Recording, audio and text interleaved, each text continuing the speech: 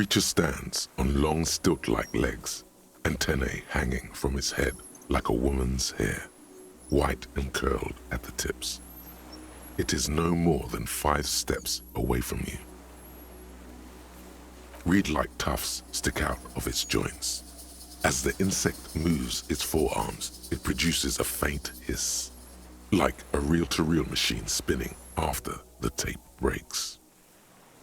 The hiss is different from the strings you heard before. It says something else in a lower pitch.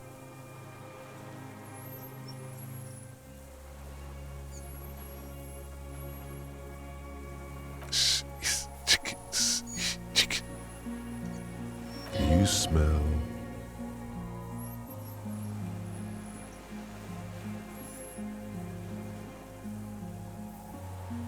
it is.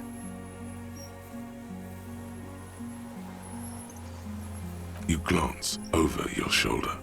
The lieutenant holds a piece of milled aluminium. He begins to pull it open extremely carefully. It's the camera. No, the flash will scare the creature off. Warn him now. We need a photo. No one will believe us. From the corner of your eye, you see a sudden cascade of motion ripple through the phasmid's limbs. A series of ultrasonic clicks fills your ear. I won't be one of those fools who didn't take a picture. He's letting his pride get in the way. You see the phasmid turn to him, its mandible antennae reaching out. Its motions are quick, sudden. I don't think the pheromone will do anything. The spindly mechanism turns itself back to you, its antennae taking their measure of the air, slowly.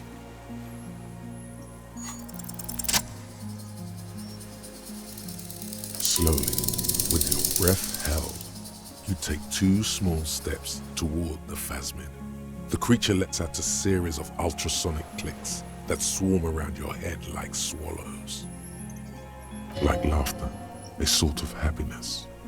Sweat drips from your brow, soaking your chest. You reek of it, your chemicals. Hissing and clicking, it extends its mandible-like antennae to greet you. You're right below it now, looking up at the colossal chitin of its white limbs. The head of the creature is crowned by reeds, and its eyes are like small droplets of water.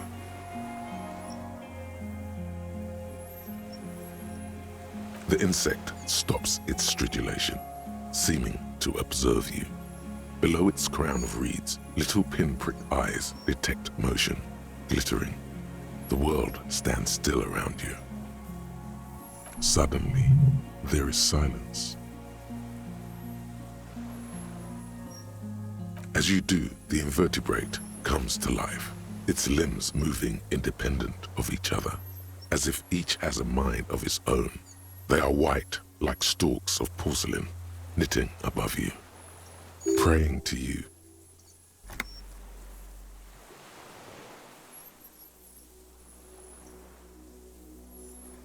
Unwittingly, the insect continues its stridulations. As it moves, tuft-like structures still pretending to be plants rustle along on its joints. Perhaps it is preparing to eat its god. No reply. A total ancient silence comes from its mouth, along with what appears to be some kind of foam. The stridulations of its limbs continue all around you.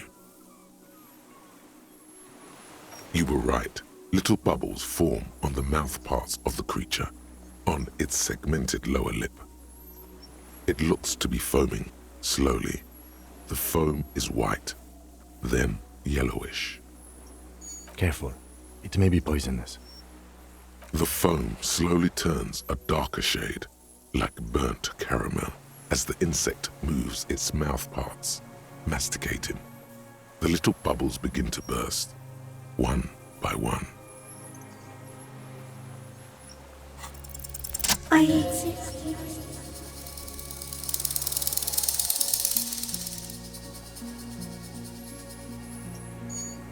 I am an unknown species of the order Phantasmadia, endemic to the Insulandian Insula. For the last 350 years, I have hidden in plain sight, masquerading as the reeds, molding, cloning myself, unfolding at night to play with trash bins and boys.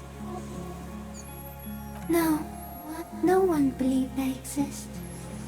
Almost no one. Until you came, detective, dripping off blood that smells like strawberries, across the calm sea, the first in 1,000 years. I have stayed hidden through 4 forms of government and 2 scientific revolutions until I was accidentally discovered by a detective of the citizen militia in Rebelshaw, district of Martinez, March 51. Tell me what it's like for you.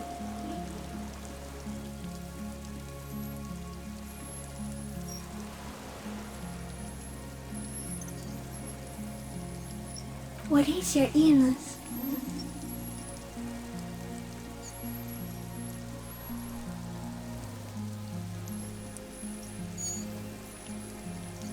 For me, it is not like that. I have states, not the emotions. For example, I experience excitement and unexpected sugar rewards. But that is not important. Now I will tell you how it is for me.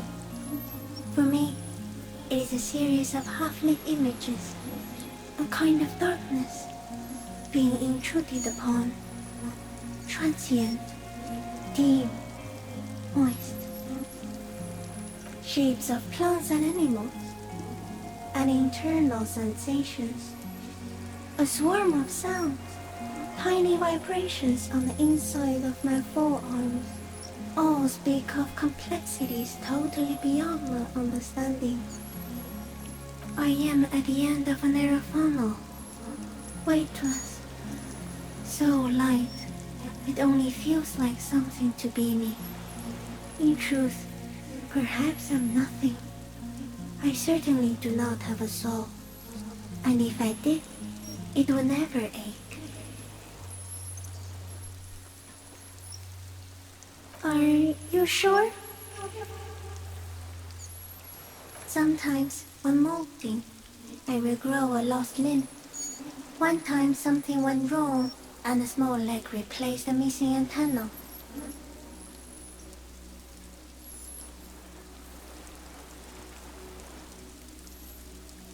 Yes, the leg tried to move around independently, making it hard to walk. Yes, thankfully someone ate it. The next time I molded, I grew an antenna again. So am I. I was born to detect sucrose rewards and semiochemicals. What were you born to detect? He's in a bad state, deteriorating fast now. He thinks I am beneficial to him, but I am not. I only quicken his deterioration. Very slowly, and only because he won't go away. It is meant to keep them from noticing me, to interfere with the picture in your head. But he has looked at me for too long, and I am destroying him.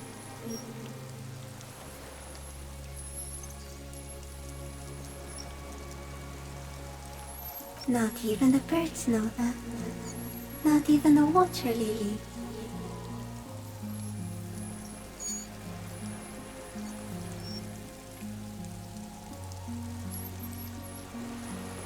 You can also eat it. If it's a leaf, you can put it in your mouth. Yum yum. Or read. Wait, so Yes, they don't mind. Yes, I once cloned myself and ate the little ones. It was winter, and I woke up at the wrong time. It was an accident. No, you're awake. I am real. Light is forming me. This is real. No, you are. The moral of our encounter is, I am a relatively medium life form, while it is you who are a total extreme madness. A volatile senior nerve system ominously new to the planet. The Pale too came with you. No one remembers it before you. The Nidarians do not. The radially symmetrics do not. There is an almost unanimous agreement between the birds and the plants that you are going to destroy us all. It is a nervous shadow cast into the world by you, eating away at reality. A great, unnatural territory. Its advent coincides with the arrival of the human mind. You're a violent and irrepressible miracle. The vacuum of cosmos and the stars burning in it are afraid of you. Give me enough time, you will wipe us all out and replace us with nothing. Just by accident. We suspect it will be something like the oxygen holocaust that wiped out anaerobic life 2.6 billion years ago, when organisms first started breathing. Only much worse. Instead of air, you exhale thoughts. There are no trees that eat thoughts.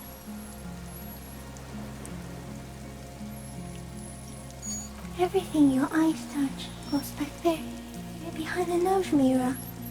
What if you blink? Are we still here? Please don't blink. What if he misplaces us all one day, or just forget?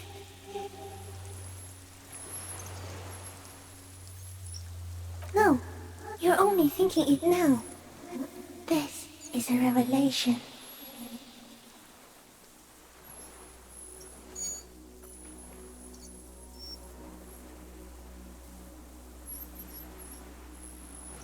Please be. Or one day, one of you will close your eyes and sign, and open them to see that none of this ever existed. It doesn't look like that, no. You're just staring at it.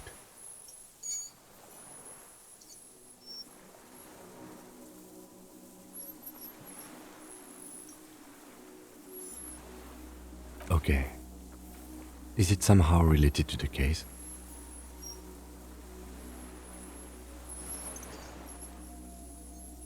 I think we should take the picture, and then you should back away from the unstudied species.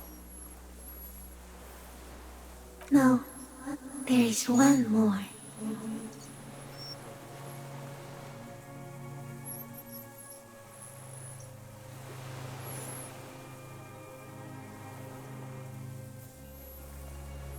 Thank you. I also have one more thing to say to you before you go. That woman, turn from the ruin. Turn and go forward. For all mankind.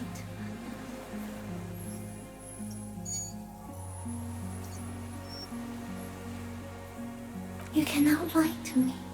Behind you, it smells of fires. So awfully far you were prepared to go in her presence. And it. She was hell on earth. It doesn't take a 3-meter stick insect to tell you that. Okay.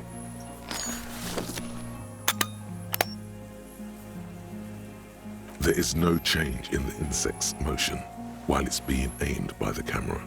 It remains fixated on you. In 3. If it moves, you jump back. I'll shoot. Here we go. 3, 2, 1. The shrill flash of the camera cuts the air like the blade of a sword. The phasmid freezes in its bright light. Head turned toward the lieutenant. Hypnotized by the flash, it stands frozen before you. I got it.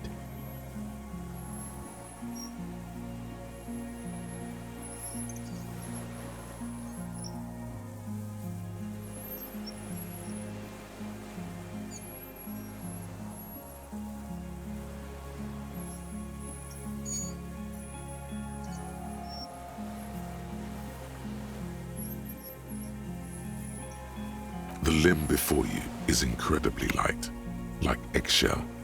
It's much lighter than a reed. You feel a soft push could tip the creature over. Its hollow exoskeleton collapsing. Warning.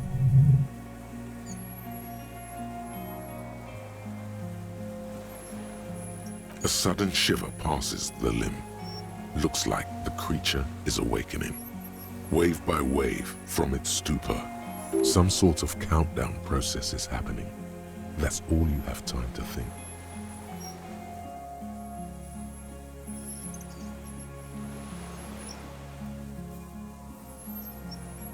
The antennae hang from a great height. With your hand shaking, you barely touch the tip of the left whisker. On contact, the chitin curls into a spiral, like the tip of a poison ivy. Its touch on your fingertip feels cold, ticklish. It is surprisingly delicate, the curly end of the whisker, like a young vine. It's even a bit wet. Be careful, detective. It's moving. You were right. It glistens with some kind of moisture. The creature in front of you stays frozen.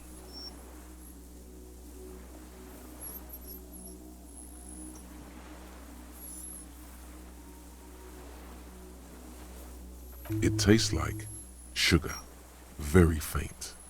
The anthropod towers above you, tufts of reeds pointing from limb and head alike. Odorless, mostly comprised of water. Another shudder pulses through the creature's limbs.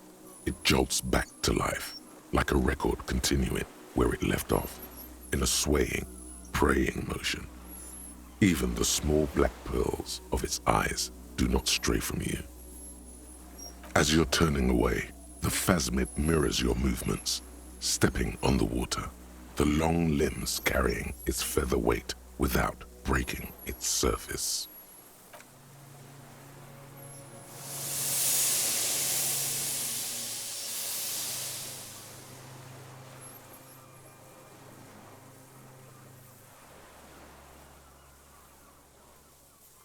And just like that, it's gone, skating away across the sea's calm mirror like a skipping stone, leaving nothing but circles on the water. And something under it, in the place it stood, bobbing there, among the reeds, a collection of items. It's gone.